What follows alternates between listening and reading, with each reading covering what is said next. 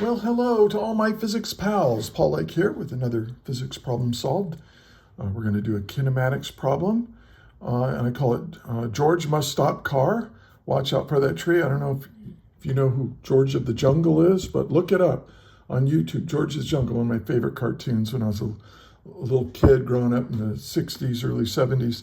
Anyway, you are going to need to know how to use the kinematic equations for constant acceleration. And we'll go over that. And let's read through the problem. It says, George of the Jungle slams on the brakes of the car he's driving because he sees a tree blocking the road. The car slows uniformly with an acceleration of negative 5.6 meters per second squared for 4.2 seconds, making straight skid marks 62.4 meters long, ending at the tree. With what velocity does the car then strike the tree? And so watch out for that tree.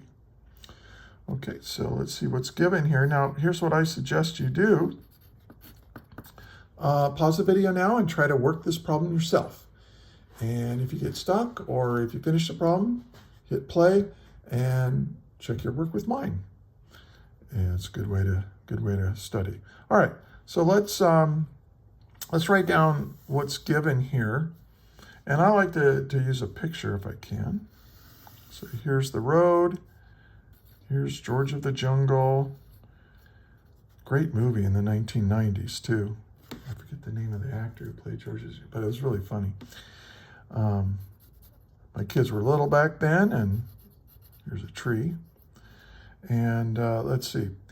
He's driving, and he's moving like this with some initial velocity, but the acceleration is backwards.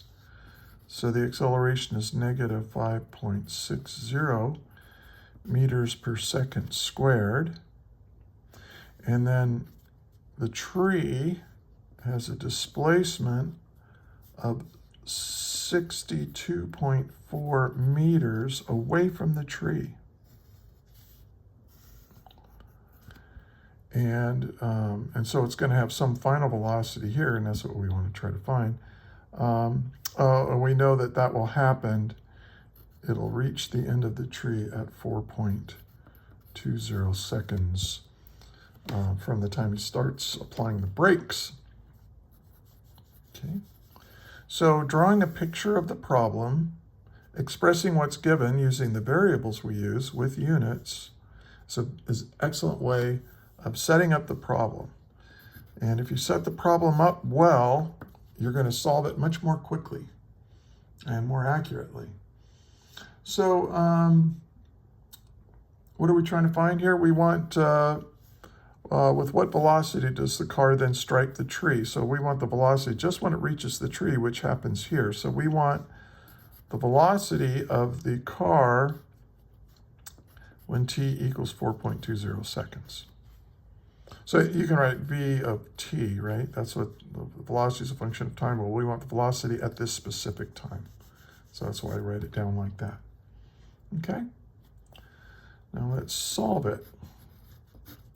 Now let's review the kinematic equations, okay? Because this is a kinematics problem. And notice something, they give us three quantities.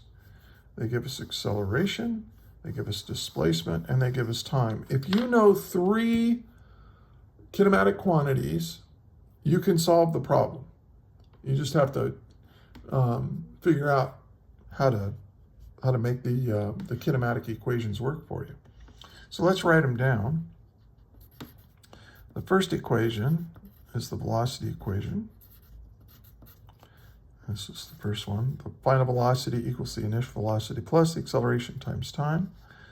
Now the second equation is I call it the average velocity equation, and that your displacement is equal to the average velocity, which is the final plus initial velocity divided by 2. And by the way, this only works, this little computation right here, this only works if the acceleration is constant during the time interval that you're looking at. So otherwise, average velocity, if the acceleration is not a constant, this is not equal to the average velocity. It just won't work. Okay, and then you multiply average velocity times time and you get the displacement. Now the third equation, the displacement will be equal to the initial velocity times time. Now this tells you how far you're going to go and in what direction, displacement, because you have initial velocity.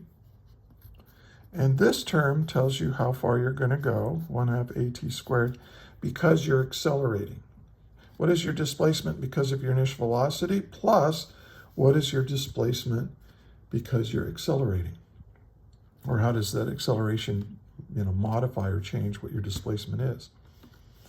And then the fourth kinematic equation is the final velocity squared equals the initial velocity squared plus 2a delta x. I call this the timeless equation. Timeless, not in any kind of metaphysical sense, but there's just no time in it. All right, so let's see what we got. We're trying to find the final velocity, so we want an equation with final velocity in it. So this one might work because I'm trying to find this. This is an unknown, but notice something about this problem. What makes this different than most kinematic problems you work? They don't give us the initial velocity of George's car. So this is an unknown as well. Now we know the acceleration and we know the time. That's given. But we can't use this equation because there's two unknowns. So let's keep looking. Now delta x, look at the second equation. Delta x we know, and the time we know, but we don't know the final velocity or the initial velocity. Can't use it. So let's take a look at this third equation. We know what the displacement is, that's given. We don't know what the initial velocity is, but we do know the time, and we do know the acceleration, and again, we know the time. Now look at this. There's only one unknown in this equation based on what's given. But it's not the unknown we're solving for, right? We want to know what the final velocity is. So let's look at the fourth equation. And again, I don't know what the initial velocity is or the final velocity. So again, there's two unknowns. So when this happens, what you have to do is you have to make it a two-step problem. So my strategy is this. I'm going to use this third equation to figure out what the initial velocity of George's car is. And then once I know that, I can plug it into probably this equation, the first one, to figure out what that final velocity is. So let's get started. Let's give that a try. And by the way, pause the video anytime, like if you got stuck. I mean, you know this, you're not dumb, but pause the video and then work from there until you get stuck again. All right, let's take a look at this third equation. Okay, so delta x, my displacement, is equal to the initial velocity times time plus 1/2 the acceleration times time squared. So what I want to do is solve this for this guy right here. Now I'm going to do this in I'll do it in two steps. So the initial velocity times time, let's subtract this to the other side. This is the displacement minus 1/2 a t squared. And now to solve for the velocity, just to take that and divide it by time. Okay. So now I can figure it out because now I can plug the values in. And what is delta x? Well, that's 62.4 meters minus 1/2 the acceleration. Remember, the acceleration is negative. It's in the opposite direction as my velocity of the car. George's car is slowing down. It's not slowing down because his acceleration is negative.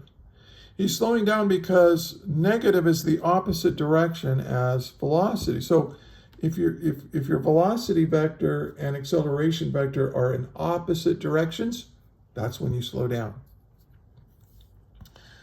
So anyway, A is negative 5.60 meters per second squared. And then the time is 4.20 seconds, and then we have to square that.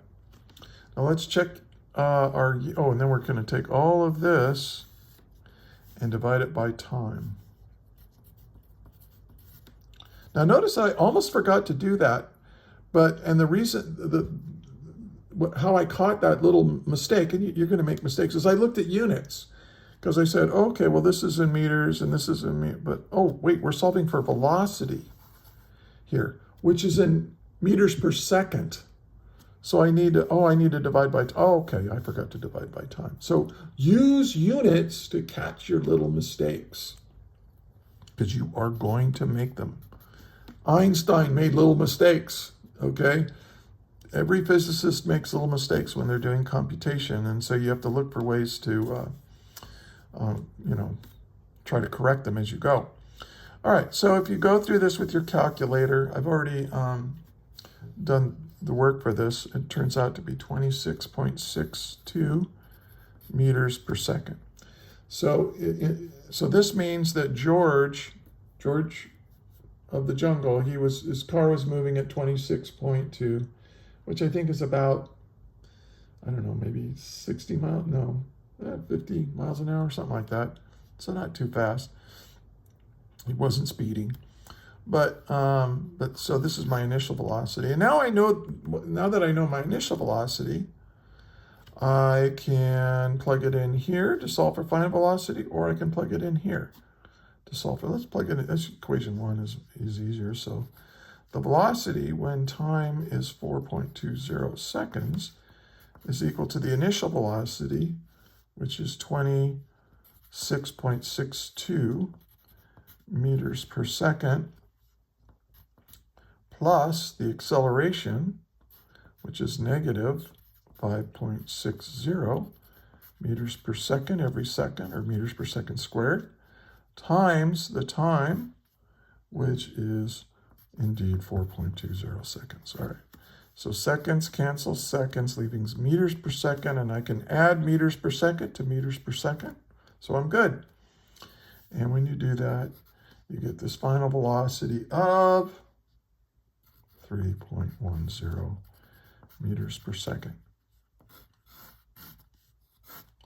So sometimes they don't give you the initial velocity, and the 4 kinematic equations, all of them have initial velocity in them. So they have to give you enough information so that you can solve for that initial velocity and use it later in the problem for what you're trying to find. If you found this helpful, do me a favor. Could you give my video a thumbs up? It helps other people find it, and it makes me feel good. I don't make any money doing this. And share it with your friends. Subscribe to my channel if you're a physics student. And also pass this along to your physics teacher. I would be honored if you're a physics teacher, I'd be honored if you use my materials. There are links on how to find those materials in the description.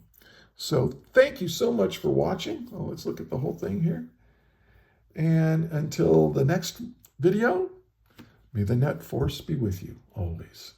That is all.